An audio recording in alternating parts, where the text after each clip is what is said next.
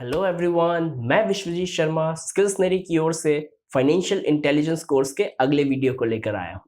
पिछले वीडियो में हमने फाइनेंशियल आईक्यूज के ऊपर बात की थी। अब इस वीडियो में हम कुछ फाइनेंशियल कॉन्सेप्ट्स या टर्म्स को समझने की कोशिश करेंगे जिन्हें जानना आपको जरूरी है। So I urge you all to watch the video till the end to understand everything completely. I also request you to like and share the video and also subscribe the channel if you have not. With this, let's get started.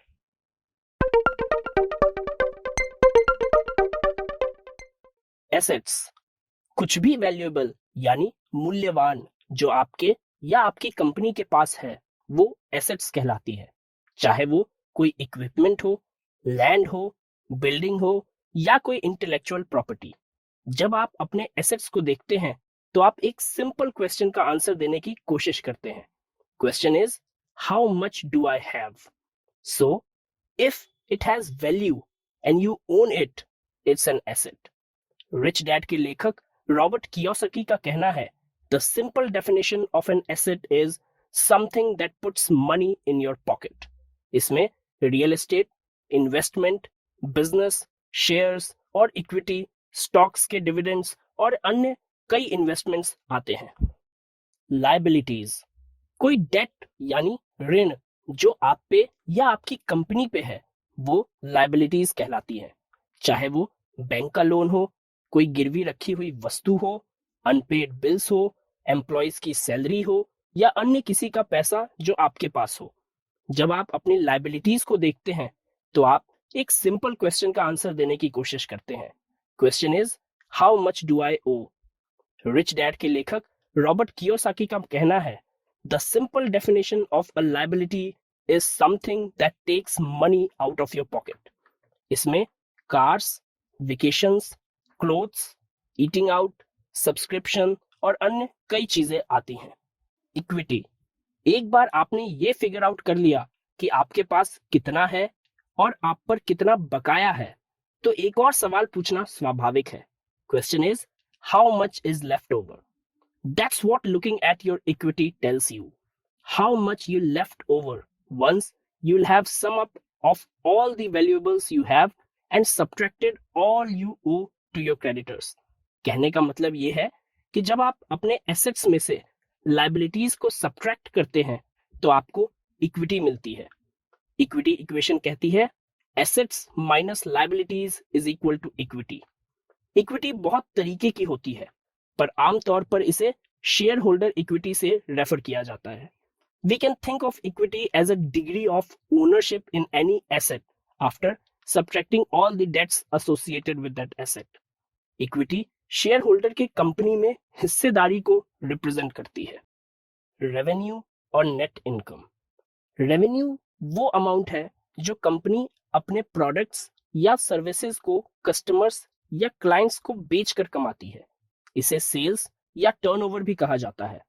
Expenses यानी खर्चे को company के revenue से काटने के बाद हमें net income या प्रॉफिट मिलता है। Hence revenue is the amount earned from customers and clients before subtracting the companies expenses. Revenue के अमाउंट और नेट प्रॉफिट के अमाउंट में अंतर बहुत सिग्निफिकेंट होता है। इसको एक उदाहरण से समझते हैं। एक अंदाजे से ये मानते हैं कि किसी कंपनी का रेवेन्यू 3 लाख रुपए है, प्रोडक्ट्स को बनाने का खर्चा 2 लाख रुपए है, अन्य खर्चे जैसे सैलरी, रेंट, मार्केटिंग इत्यादि 88,000 रुपए है। सो नेट इनकम कितनी हुई? ये जानने के लिए टोटल सेल्स यानी रेवेन्यू में से सारे कॉस्ट और एक्सपेंसेस को सब्ट्रैक्ट करना होगा। यानी 3 लाख में से 2,88,000 को सब्ट्रैक्ट करने पर हमें नेट इनकम मिलेगी जो कि 12,000 रुपए होती है। इस कैलकुलेशन से हमें ये पता चलता है कि कंपनी का नेट इनकम रेवेन्यू के मात्र 4% ही है। That's why it is significant to know revenue and net income of any company. Net worth, it is not just for lists of financial big shots around the world. Net worth is an important concept even for the individual. आखिरकार net worth होता क्या है?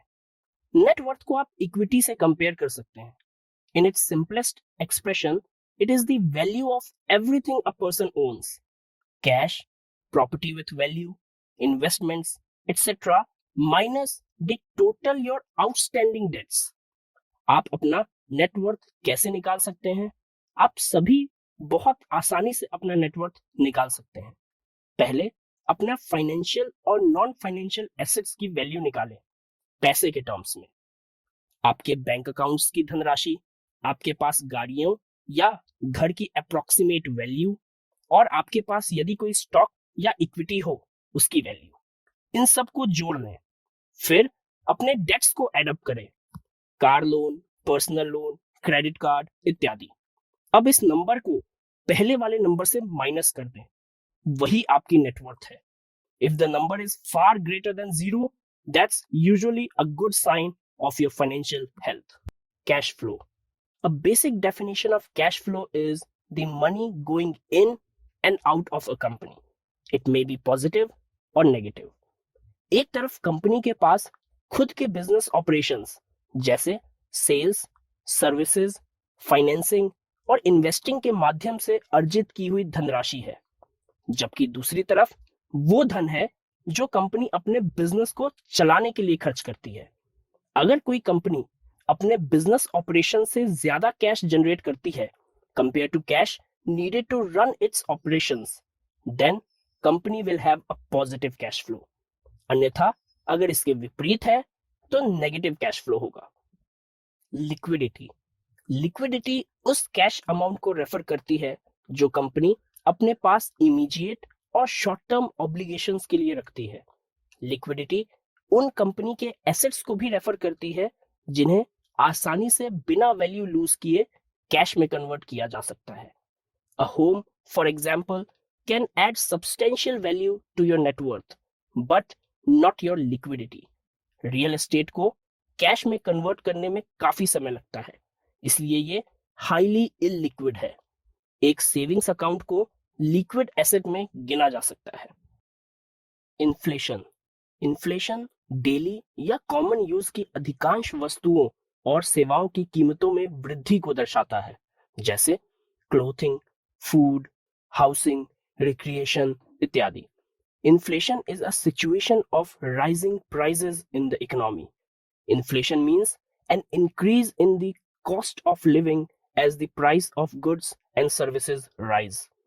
Inflation पैसे की value को गिरावट की ओर ले जाता है। इसका मतलब यह है कि आपका पैसा आज उतना नहीं खरीद सकता जितना वो कल खरीद सकता था। इन्फ्लेशन की वजह से वस्तुओं की कीमत बढ़ जाती है और उसी पैसे से कम मात्रा में वस्तुओं को खरीदा जा सकता है। The rate of inflation measures the annual percentage change in the general price level. Credit score. Credit score 300 से 850 तक की रेंज का एक नंबर होता है जो कंज्यूमर की क्रेडिट वर्दीनेस यानी साख को दर्शाता है। The higher the credit score the more attractive the borrower. एक क्रेडिट स्कोर क्रेडिट हिस्ट्री पर आधारित होता है, जैसे number of open accounts, total levels of debts and repayment history. Lender यानी ऋणदाता क्रेडिट स्कोर का उपयोग इस संभावना का मूल्यांकन करने के लिए करता है कि एक व्यक्ति समय पर लोन चुकाएगा या नहीं। A credit score can significantly affect your financial life. It plays a key role in a lender's decision to offer you credit. वैसे हर क्रेडिटर अपने हिसाब से क्रेडिट स्कोर के रेंज को डिफाइन करता है, पर फिर भी ज्यादातर लोगों के लिए क्रेडिट स्कोर 800 से 850 तक एक्सीलेंट माना जाता है। 740 से 799 तक वेरी गुड माना जाता है। 670 से 739 तक गुड माना जाता है। 580 से 669 तक फेयर और 300 से 589 तक को पुअर माना जाता है। डिविडेंड। डिविडेंड वो रिवॉर्ड, कैश या इत्यादि है जो कंपनी अपने शेयर होल्डर्स को देती है। डिविडेंड्स कई तरीके के दिए जा सकते हैं, जैसे कैश पेमेंट, स्टॉक्स और अन्य। एक कंपनी का डिविडेंड बोर्ड ऑफ डायरेक्टर्स द्वारा डिसाइड किया जाता है, जो कि शेयर होल्डर्स की अप्रूवल के बाद तय होता है। हालांकि किसी कंपनी को डिविडेंड देना कंपलसरी नहीं होता। Dividend is usually a part of the profit that the company shares with its shareholders. You can think of them as a reward for investing your money with a company. High growth rate वाली नई companies hardly अपने share holders को dividend देती है, वहीं established companies अपने loyal investors को regularly dividends offer करती है. So these were few terms जिन्हें समझना आपको जरूरी था. अब अगले वीडियो में हम सेविंग्स के ऊपर बात करेंगे.